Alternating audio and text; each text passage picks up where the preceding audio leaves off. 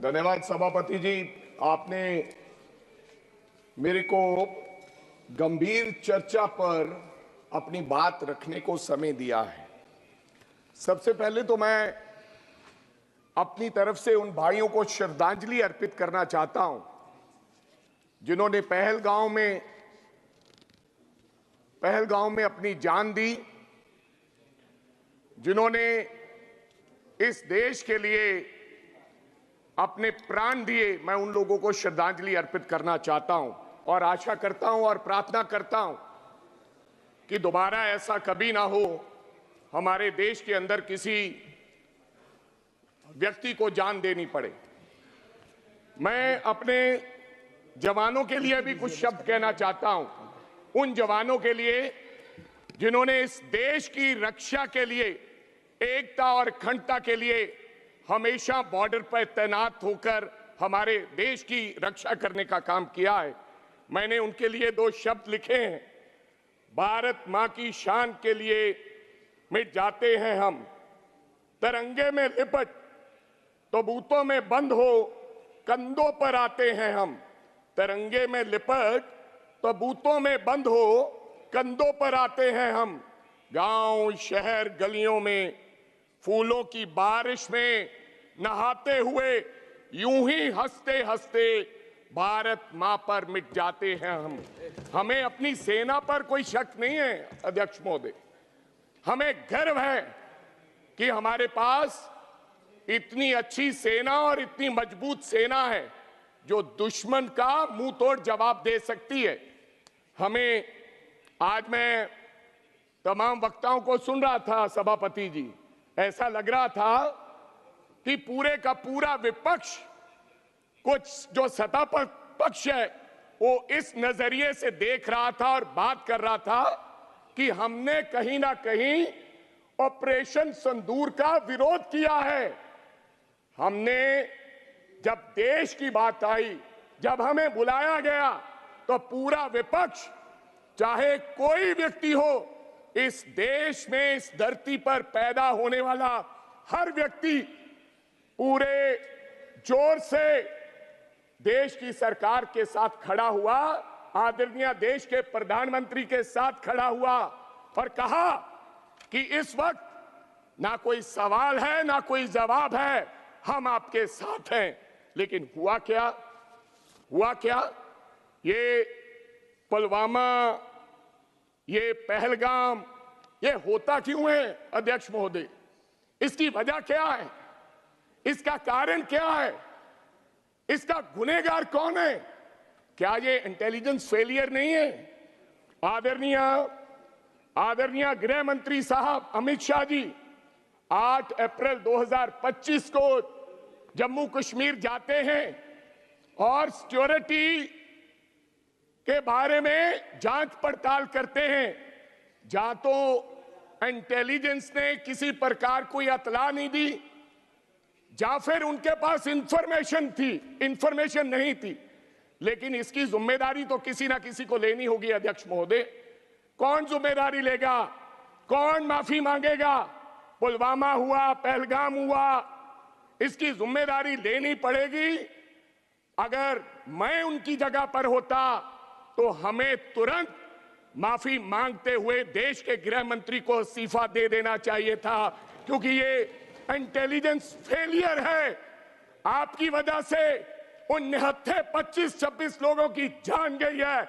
अगर आप 11 साल से इस देश की इंटेलिजेंस नहीं संभाल सकते, तो इस देश की 140 करोड़ की आबादी वाले देश को संभालने की आप में क्षमता नहीं है। मेरा सवाल आप पर है सीधा। और मैं अध्यक्ष महोदय, मेरे और भी कई सवाल है। पहला सवाल, आपने 7 मई को डायरेक्शन दिया, आपने कहा कि हम पाकिस्तान के आतंकवादी ठिकानों पर हमला करेंगे। आप बार बार पूछते हैं कि आप ये क्यों पूछते हो कि पेन टूटा और पेंसिल टूटी? आप ये पूछो कि हमारा ऑपरेशन सफल हुआ कि नहीं हुआ, हमारा रिजल्ट कैसा था।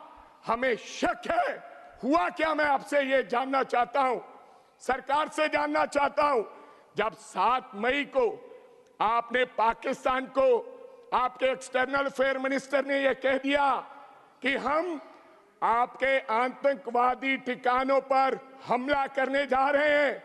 एक तरफ तो आप कहते हैं कि पाकिस्तान टेररिस्ट की नर्सरी है, ये अभी आज कहा डिफेंस मिनिस्टर ने। इसके बावजूद जो देश पाकिस्तान दुश्मनों को पाल रहा है उनको आप अतला देते हैं। उन्होंने तो नहीं अतला दी कि हम पुलवामा करने वाले हैं, हम पहलगाम करने वाले हैं, उन्होंने तो नहीं बताया, लेकिन आपने उनको पहले बताया। तो आप क्या समझते हैं? आज देश के डिफेंस मिनिस्टर जी राजनाथ सिंह जी ने कहा कि हमने 100 से ज्यादा आतंकवादियों को मारा है, गिनती और बड़ी है, लेकिन 100 लोग मरे हैं।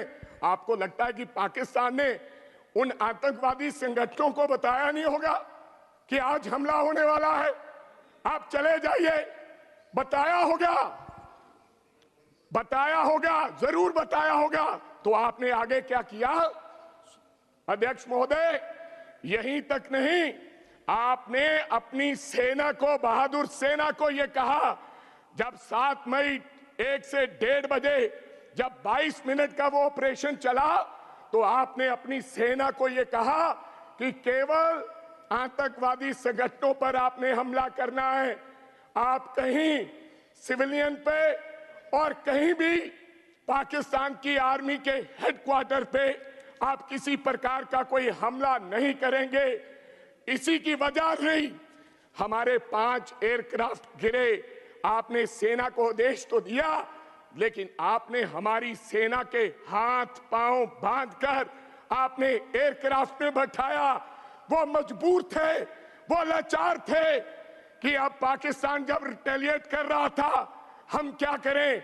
इसलिए उसका नतीजा निकला। अभी तो 2 मिनट हुए हैं साहब, अभी तो 2 मिनट हुए हैं, 10 मिनट है मेरे, बेल क्यों मार रहे हैं आप? उसका नतीजा हुआ, मैं पंजाब से आता हूं और पंजाब में बिसियाना एयरफोर्स स्टेशन के पास आपका एक विमान, लड़ाकू विमान जिसका नाम रिफाल है, मैं उसकी फोटो लेकर आया हूं। उसका टेल गिरा और मैं वहां पर गया, उसके ऊपर लिखा था BS-001 और नीचे ये BS-001 आपका रफाल एयरक्राफ्ट गिरा पहले दिन, जिसमें गिरने पर एक व्यक्ति की मौत हुई और 9 लोग जख्मी हुए। ये मीडिया में आया, SMO ने बताया। और आपके आदरणीय भारती जी, एयर मार्शल भारती, उन्होंने भी ये माना, लेकिन उन्होंने कहा ये अनआइडेंटिफाइड एयरक्राफ्ट है, एक एयरक्राफ्ट गिरता है, लेकिन आपने उसको अनआइडेंटिफाइड एयरक्राफ्ट का नाम देके आपने देश की जनता को मूर्ख बनाने का काम किया। और यही तक नहीं, डिसॉल्ट CEO जो समाप्त कैसे कर दें भाई आप दलीप जी साहब, आप नाराज लगते हैं। मेरा समय है 10 मिनट, आपको आदरणीय मंत्री साहब ने कह दिया कि नबेड़ो मेरा। ऐसा सुनिए जी, आप डिसॉल्ट अभी 3 मिनट हुए हैं। डिसॉल्ट कंपनी के CEO जो रिफाल्स जहां बनता है, आप समाप्त कर उन्होंने ये माना है, उन्होंने ये माना कि एक टेक्निकल वजह के कारण एक रफाल गिरा है।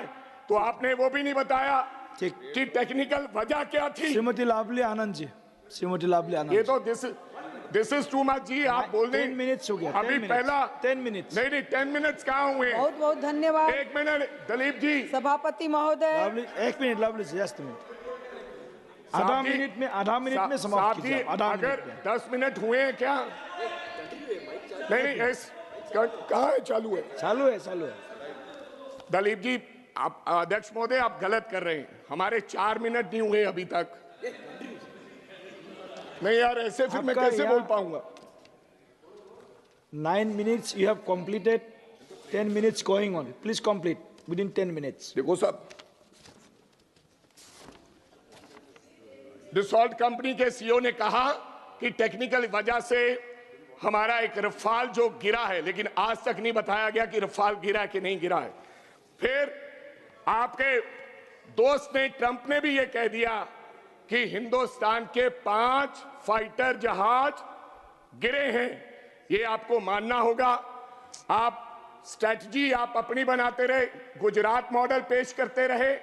आपने जिस प्रकार से इस देश के अंदर नोटबंदी लेकर आए, जिस प्रकार से आपने जीएसटी लागू किया, जिस प्रकार से 3 काले कानून लेकर आए, उसी प्रकार से आपने देश की सेना को आदेश दिया कि आप लोग किसी प्रकार का बहुत बहुत कहीं धन्यवाद और माननीय आप कोई सदस्य लवली आनंद जी।